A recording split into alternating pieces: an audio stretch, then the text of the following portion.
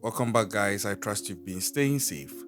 Today's true crime story is coming to you from Kenya in Africa, and it's about Kenya's most feared serial killer, most feared kidnapper, and extortionist, a man who is responsible for the deaths of over 20 women, including a few children as well. A man whom, to date, over a decade after his arrest for these crimes, is still undergoing a form of prosecution and investigation in one way or the other because he was so cunning and meticulous and unassuming, seemingly, that investigators have been struggling to build a strong case against him. He would even come out at a point to allude that he was not of himself whilst he committed these crimes and that he was under the influence of black magic.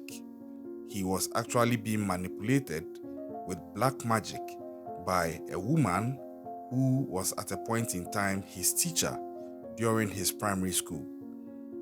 This is the true crime story of Philip Onyancha in Kenya, and it is a case that is still ongoing even after 10 years since its commencement. If you are ready for this true crime story, just buckle up and let's go.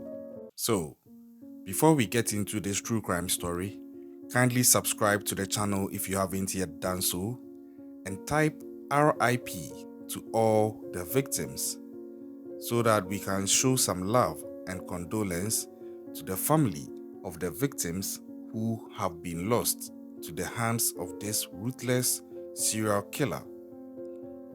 Now, our story takes us to the western part of Kenya, and we are looking into the life and true crime of Philip Onyancha. But like I always say, if you want to understand somebody, go to their roots and see how they came up. It gives you a great perspective as to why they ended up doing what they do in most cases. So, Philip Onyancha was born in Western Kenya in 1978. He was just one of several children to his parents, called Samuel and Esther Onyancha. Now, Philip's family owned a farm in the region near Kericho, and it was a tea farm that to date they still tend to, and it's outside that rural village. But unfortunately, because of lax record keeping, Philip himself became cryptic about his youth, and I couldn't gather so much information about his early years. But then, according to Philip himself in subsequent interviews, he later claimed that his childhood was marred by a couple of horrific incidents. So, according to Philip, whilst he was in his youth, he was molested by a worker at his family's home. And per his account, this happened a handful of times and it left him traumatized. He also indicated that it damaged his psyche, making him believe that he could get anything he wanted if he applied the right force. Later on, this apparently led Philip to watch a lot and look out a lot for sources of pornography, which caused him to have a significant struggle with his own form of sexuality. Now, this was unfolding behind the scenes because to the public and even his family, Philip seemed to show a lot of promise. And even in school, he said that he was a very promising student. He attended a primary school called the Changoi Primary School, and he did well enough to earn excellent grades. Now, when applying for upper high school in his region, his primary school headmaster actually wrote this reference about Philip. This was what he said, I quote, "Philip is a well-behaved boy whose ability is above average." Now, from this point, Philip was admitted to Kenyatta Mahiga High School, which was in a small town called Nyeri, close to 300 kilometers from Philip's home. Kenyatta Mahiga was regarded as one of the best high schools throughout all of Kenya, and this would allow Philip to go through Form 1 through to Form 4, the 4 years of secondary school, and set himself on the path to university. Now, during his first year away from home at the private Kenyatta Mahiga High School, Philip earned himself a reputation for being a promising young student. He showed enthusiasm in not only his academics, but also loved to participate in extracurricular activities and seemed to enjoy himself outside, engaging in sports and other athletics with his peers. So Philip was showing a lot of promise, to the point that his English teacher at the school even said this about him. I quote, "He is an eloquent, bright young student who speaks with a lot of authority and excels in his studies." So this was good.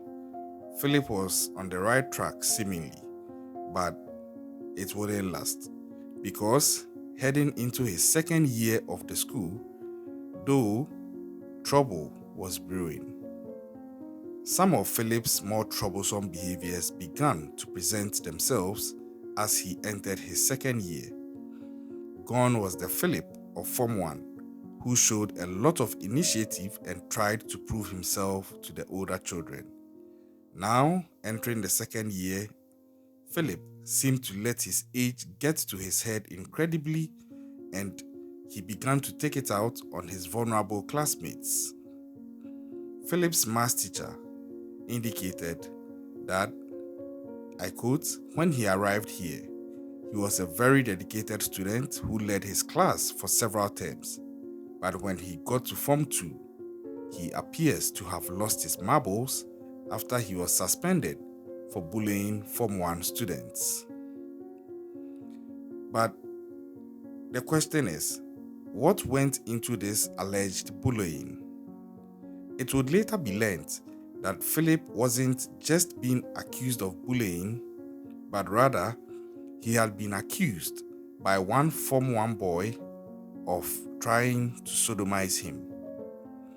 So it's a bit difficult to see how valid this accusation was, because it wasn't something that could be corroborated with any form of evidence, and none of the English articles out there in Kenya have since clarified this with any corroborative evidence to back it up.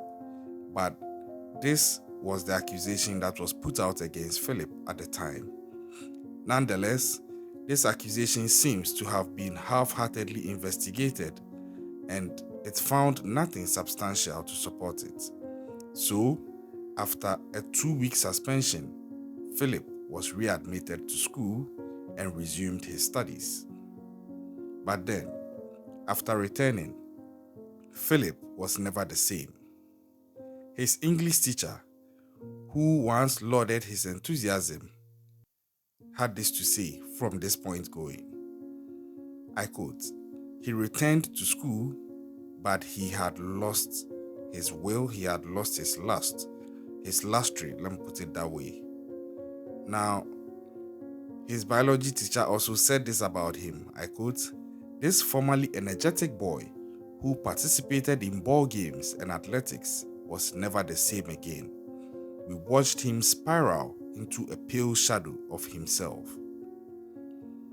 So, at this point, I personally think that Philip was coming into his own. He was evolving, and maybe this is what set him off when he tried allegedly sodomizing this boy and he got caught and suspended. Maybe he was evolving into a darker version of himself who would end up deciding not to show his true self to the public, but find ways of seeking out his pleasure and still maintaining a sort of good image in the eyes of the public. So it's hard to tell, years later whether or not the accusations against him at the time had any merit. But upon returning to class, Philip was remarkably different. Instructors had to force him to pay attention in class, and he seemed to be struggling to apply himself to his academic work. He even stopped participating in extracurricular activities entirely. So he had become the opposite of how he used to be. Now, over the next couple of years, the school continued to experience issues with Philip. His behavioral issues were just becoming something totally different from what they knew it to be. He had lost his formerly calm and collected demeanor, and he seemed more twitchy, as though he was quick to anger. It is also worth noting that throughout this time period, as Philip began to come to the end of his secondary education, the school itself was receiving whispers of some kind of devil worship. Every school has its own fair share of random gossip, but the rumors seem much more malicious in retrospect when it involves the occult. For those of you who are familiar with occultism in schools in Africa, you would know that this is a very common thing. So former students and school officials would remark on this years later that at the time they had nothing tying those rumors back to Philip, but to them, they suspect that he was just a disgruntled kid eagerly awaiting graduation. So Philip sat for his KCSE in 1998, and then that is the equivalent to Kenya's Certificate of Secondary Education, and it's more like what is preparing you for the next stage of your high school education. And he ended up graduating with the GPA equivalent of a C-. But he didn't complete his secondary education there. Instead, he went to another school for his fourth year. Now, Form 4 earned Philip a chance to do better. He took the KCSE exam there and he graduated. But instead of looking at proceeding to a college or a university, he instead decided to enter the workforce, eventually starting off as a security guard. And this is where the chain of events will actually start unraveling. So at this point, Philip lived in a village near his family's farm in Western Kenya. But then eventually, he decided to move back to Nyeri, and that's the same city where he had gone to secondary school years earlier.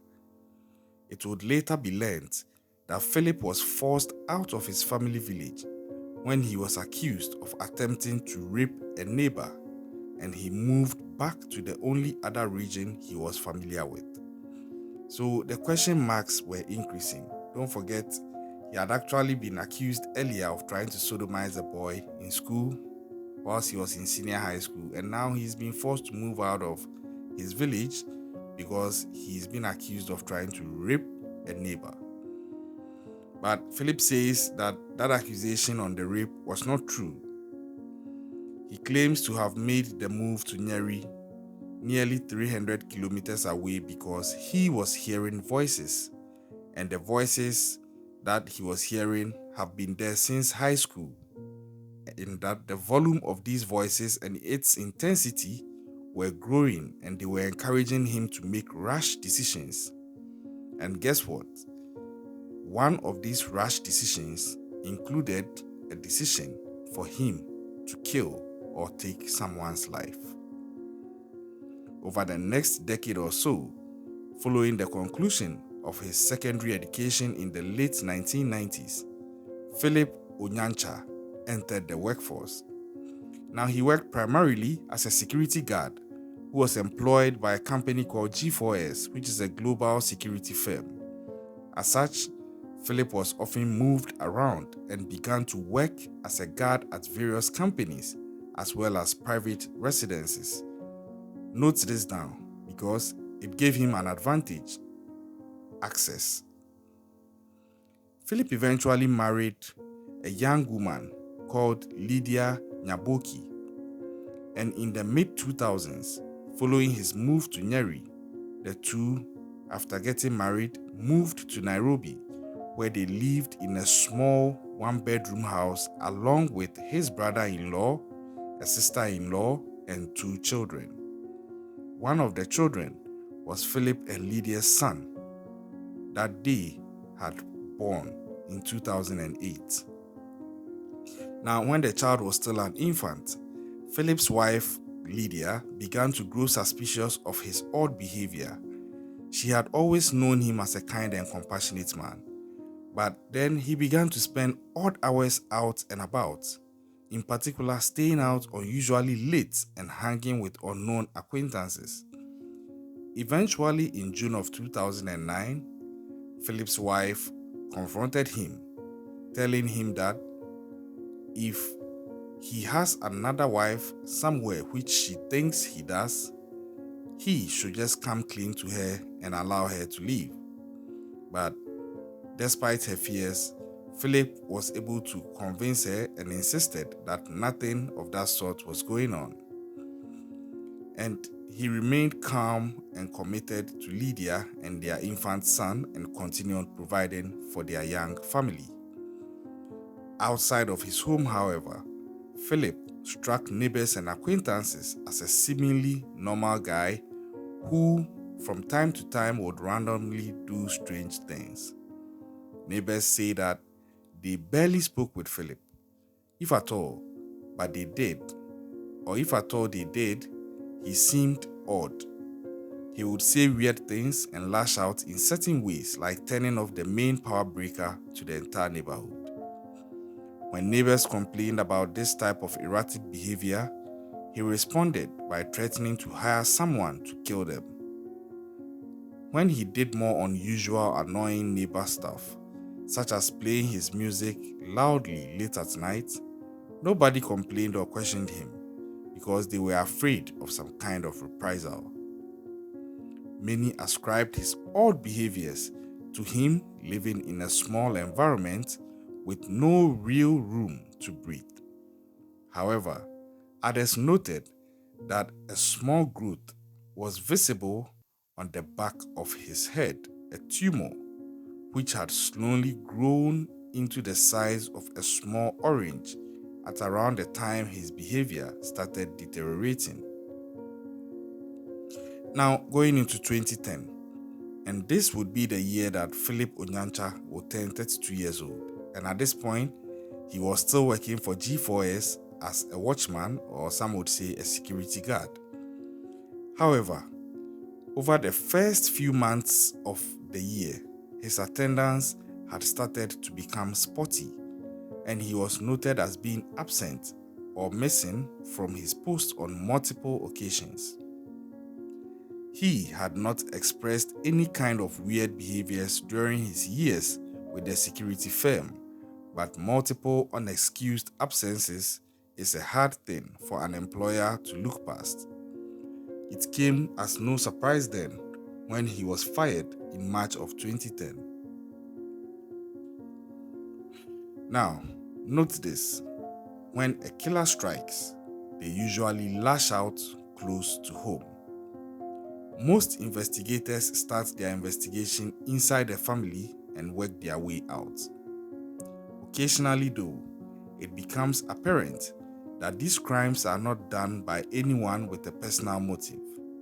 These are people driven by something within, and they usually attack those who can't fight back. Now, in June of 2009, at around the same time Philip Onyancha's wife began to suspect something was going on in his life that she didn't know about, a boy in Nairobi, Kenya, went missing. Take note of these timelines. So just around the time in 2009 that Philip's wife was thinking he had another woman somewhere, a boy had gone missing in Nairobi.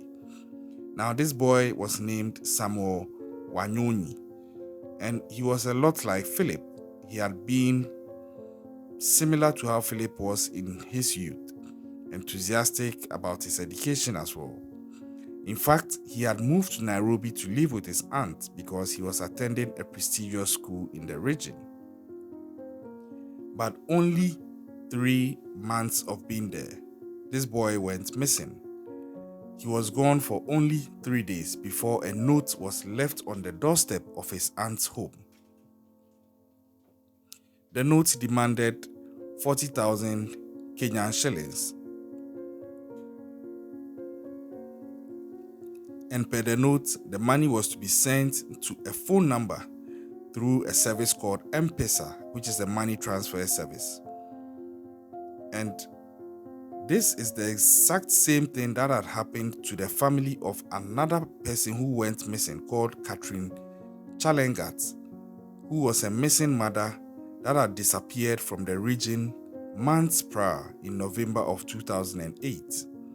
So the family of the boy refused to pay the ransom because they simply did not have the money.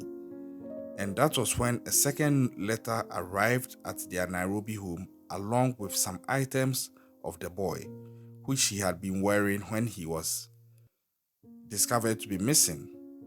So this time the price had been reduced from 40,000 to 10,000. But then still the family couldn't, or maybe wouldn't pay because they didn't. After this, the letters stopped arriving, and so did the harassing phone calls, which had been tormenting the family into paying a ransom for a family member that they themselves actually suspected might already be dead. All the while, a local man named Philip Onyancha had been helping out with the neighborhood searches for this same boy, and he offered to help with the large mobs of volunteers looking for the boy. He even told the family of the victim that the handwriting of the handwritten letters looked like that of a female, which we now know was an attempt to remove himself from suspicion. So in 2010, the city of Thika, which sits about an hour north of Nairobi, experienced a significant uptick in violent deaths. In particular, 8 sex workers were killed over the span of that year, but a couple of high-profile deaths early on put this industrial city on high alert. So in January of 2010, the body of a sex worker named Helen Nyambura was found in a room at the Rambogo Bar and Restaurant. Now, this was a very popular spot. Her body had been left there for several days, it seemed, and it would later be learned that the killer stopped by to view her body close to a dozen times before it was finally discovered. Even then, the killer waited in a gathering crowd outside to watch the police extract it from the room it had been lying in. And take note of this. It has been noted that most of such murders have their killers coming back to see what the police are doing when the police return to the scene. So most often it's likely that when the police report to a murder scene to evacuate the corpse or the victim, the culprit might actually be standing next to someone else in the crowd observing what the police is doing. And this is exactly what happened. And for me, I'm not surprised at all. So the police originally stated that they believed she had died of an epileptic shock. But after some months, they would learn the shocking truth. So just about a week later, a similar crime happened in a separate area of the same spot called Thika. Now, on February 2nd of 2010, 25-year-old Jacqueline Wambui met up with a client before heading to the Suitable Lodging House, which was a low-scale motel mostly known for sex work. There, she also met her unfortunate fate, and her body was found the next day naked and with her neck broken. Throughout all 8 of these murders, police struggled to identify any leads. They were able to track back the victims to particular places and times, but because of the seemingly random nature of the crimes, there was little for detectives to do. They remained unsolved for the foreseeable future. So these cases were actually becoming cold to an extent. And in April of 2010, a 9-year-old boy named Anthony Muriri also went missing from his family's neighborhood. And following the disappearance, there was no word. But just like the boy who had gotten missing earlier, called Samuel, other notes started coming to the family home, demanding for a ransom. But unlike the previous victims, the family of Anthony were actually able to pay and followed the instructions. And the instructions were that they should send the money through M-Pesa and provided a mobile money number to send the money to. But unknown to the kidnapper, however, the money was being tracked through the program by the police. This was smart. Now, it wasn't long until the first week of June 2010, and this was just almost a month after Anthony's disappearance, and it was at this point that his family would learn he was already dead. His body was found heavily decomposed, meaning that he had likely been killed just a short time after going missing, and so the ransom they paid was not actually a ransom. It was money that the kidnapper and most likely the killer was taking from them just to go and blew off. However, they finally at least had gotten to have some closure that their son had passed on. Now, that was because police had the culprit in custody, and the culprit surprisingly turned out to be none other than a 32-year-old man called Philip Onyancha, who within a day had confessed to killing nearly 20 people. So on June 5th, Philip Onyancha was arrested by the police after multiple pieces of evidence put him in their sights for a recent abduction. Using Safaricom call data records, investigators were able to track the money being paid to the alleged kidnapper of the 9-year-old boy. Now they found the suspect, and they were then able to determine a handwritten ransom note left at the scene of the abduction was written by Philip Onyancha himself. Don't forget, Philip had actually tried throwing the mob or the gang looking for the victim off his back by telling them that he thinks that was written by a woman. And following his arrest, Philip confessed to killing nearly 20 people. This number varied from time to time, but he indicated that they were mostly women and children, and he chose them because they were weak and vulnerable to his attacks. Now, in his confession, he described his crimes had escalated over the years, originating from his time in high school. And this was the point that he claimed that in his first year at Kenyatta Mahiga High School, a female teacher had recruited him into a murderous cult. Once initiated into the cult, he was responsible for killing 100 people, at which point he would be blessed with an untold amount of riches. If you remember the timeline, Philip was very promising academically and looked socially okay in his first year. He changed and went haywire after his first year. So you see the correlation between the timeline, but as to whether this is a fact, we will still wait to see. Now, as part of the cult's practices, according to Philip, however, he said he had engaged in practices deemed barbaric and audacious. After killing each of his victims, he described drinking blood from their bodies, usually from their necks. Despite claiming to have never ever met other members of the cult, Philip claimed to have had some accomplices to the kidnappings he perpetrated. And he said he had two people by name Tobias Aradi and Douglas Obiero, and they were also arrested shortly after Philip's confession for their involvement in the kidnapping. Oftentimes, they would be held for weeks or even months after they are kidnapped before ransom notes would be sent out. And every single time when those notes were sent out, they were already dead at the hands of Philip himself. Now, it's a bit baffling to believe that he was being manipulated by a cult and black magic. I believe he knew what he was doing.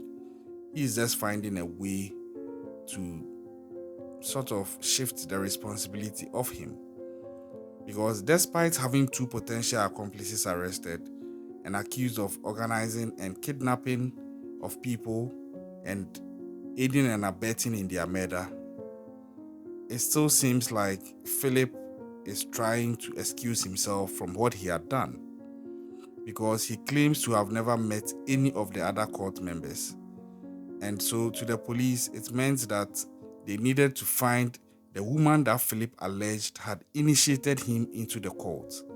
And this was a teacher from his days back in high school.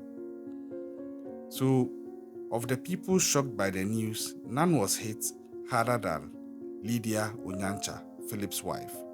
She had been married to the man for several years, and the two had a young son who was just 2.5 years old at the time of his arrest. But Lydia realized at this point maybe she never knew her husband at all, because according to her, she knew something was wrong when police visited their home and picked Onyancha for an interview, but she originally thought it was a work-related matter, but was kept in the dark until the very next day when she saw the news.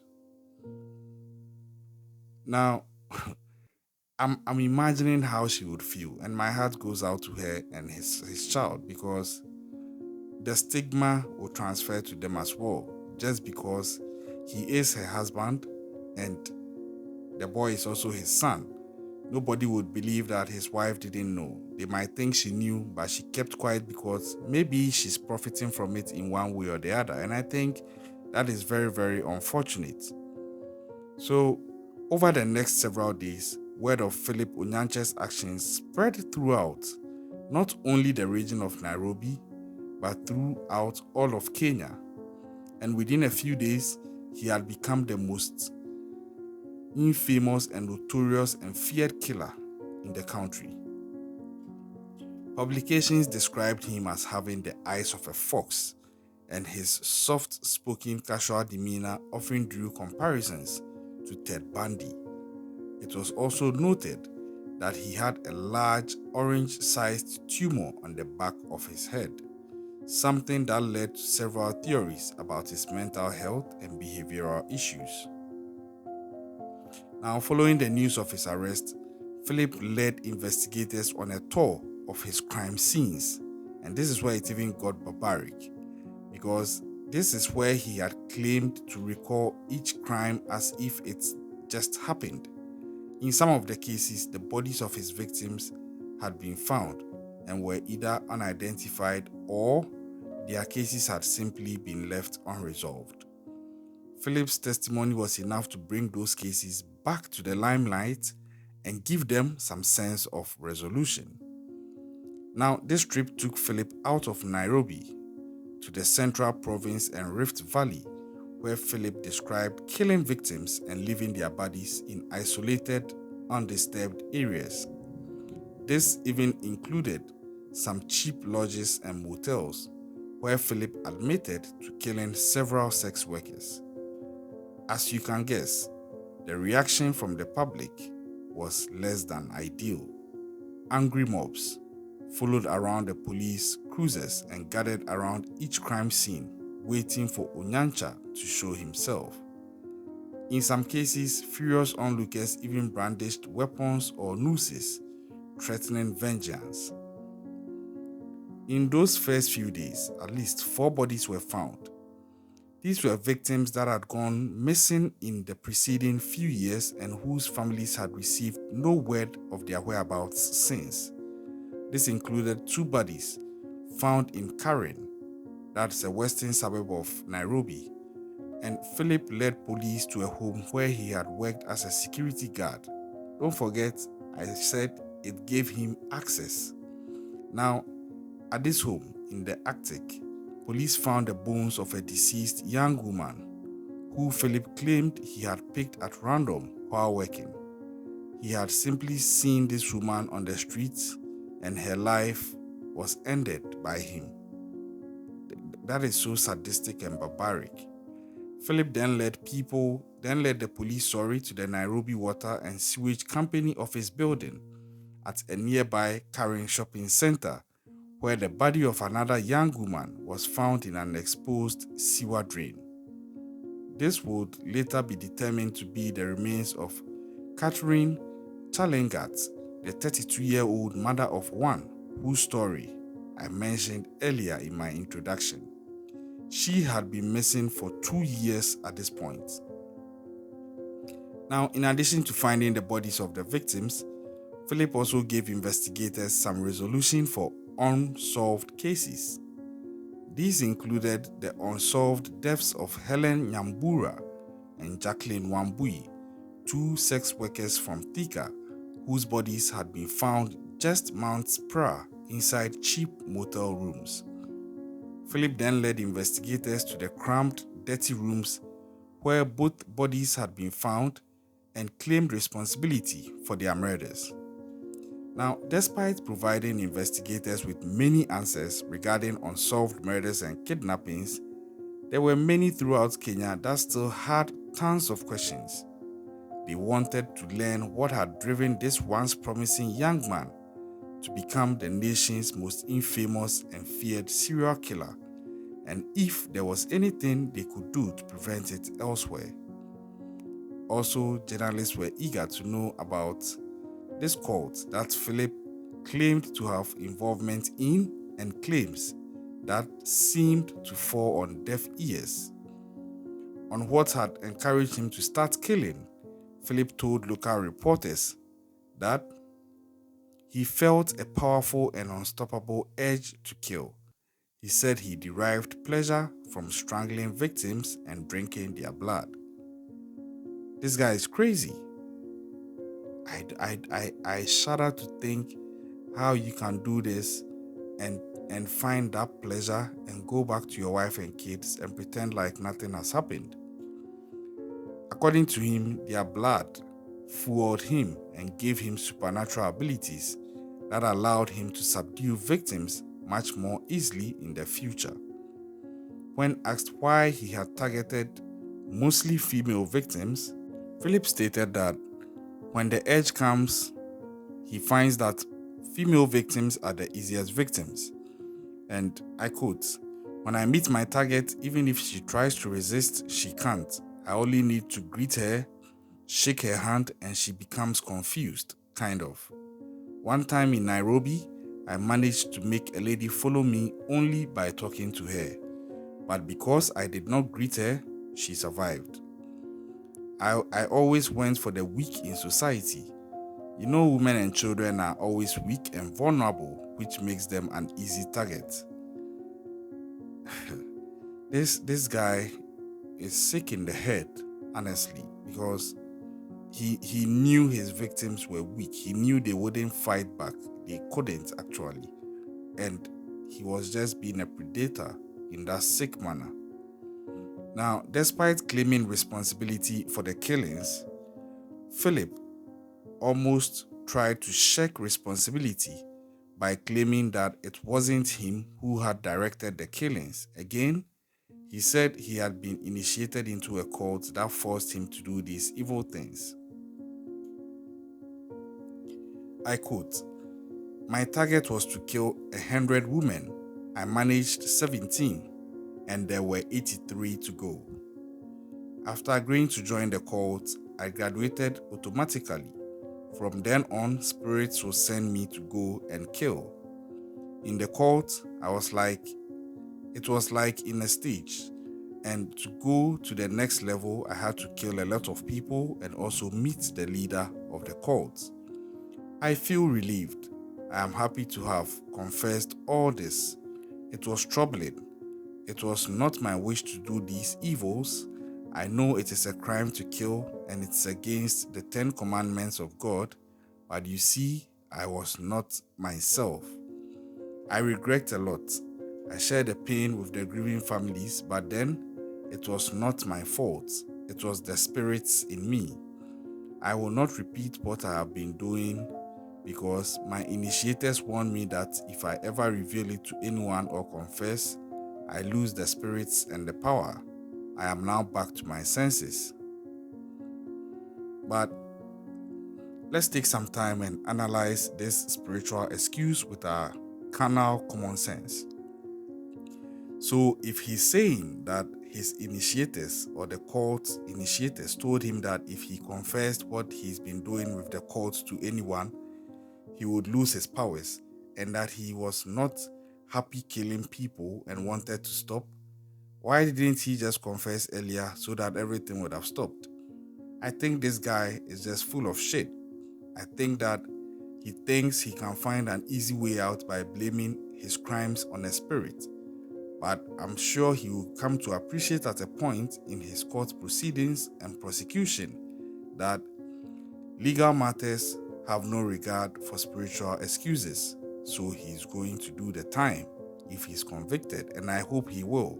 One of his cases actually suffered a mistrial, but there are several other charges pending in court. And in the end, his case has dragged on for over 10 years and is still ongoing as we speak, because it's a case that has rocked the country of Kenya to the core. They had never seen any of its kind, and the vast stretch of the damage that this case has done is so devastating that the investigators and the prosecution have to take their time and ensure that they build the case solidly to avoid another mistrial. This case is still ongoing, and I'm really impatiently looking forward to the day that a final verdict and conclusion will be granted on this case. I hope he gets the death sentence if he is guilty. What do you think about this guy? Leave your comments in the comment section. And like I've always been saying, you don't know who it is. In this case, imagine this guy was your neighbor. You might never have suspected him. When the boy got missing, he was part of the search party. He was trying to help. He was suggesting things, trying to give clues. But little did any of them know that he was the main culprit of that kidnapping and subsequent murder of all these people, including these two little boys. Subscribe to the channel if you haven't yet done so. And like I say, stay safe out there and keep an eye out. Catch you next time.